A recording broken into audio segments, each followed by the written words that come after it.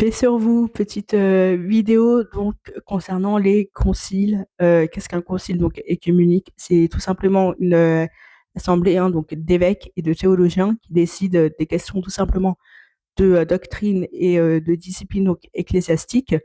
Le premier, c'est le concile évidemment donc de Nicée en 325 qui condamne donc la thèse d'Arius, qualifiée tout simplement d'hérétique. Le concile donc établit alors que le Fils est vrai Dieu, né du vrai Dieu, engendre et donc créé, consubstantiel donc au Père, le Verbe éternel, qui n'est pas donc de l'ordre de la créature. Il est donc de la même nature divine que le Père, et donc là, par contre, la personne de l'Esprit Saint n'est pas donc abordée. Ensuite, donc très peu de temps après, nous avons le concile de Constantinople qui est en 381 qui défend tout simplement la divinité du Saint-Esprit contre ceux qui la nient. Il affirme donc que le Saint-Esprit est Seigneur et qu'il donne la vie. Avec le Père et le Fils, donc, il reçoit donc la même adoration.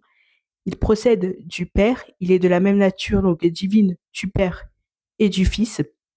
Ensuite, nous savons donc le concile d'Éphèse qui est en 431.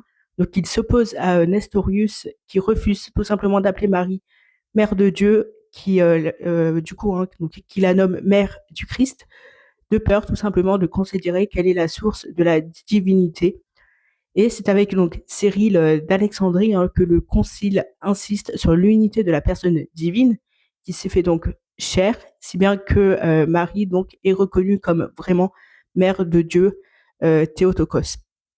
Ensuite, nous avons le concile de Chalcédoine, pardon, en 451 qu'il rejette la doctrine donc de Tiché, qui soutient la confusion de l'humanité et de la divinité donc dans le Christ et qui considère que sa divinité a absorbé du coup son humanité. Le Concile infirme bien l'unité de la personne donc du Christ en deux natures donc parfaites, qui est humain et divine, sans confusion ni de séparation. Sois béni.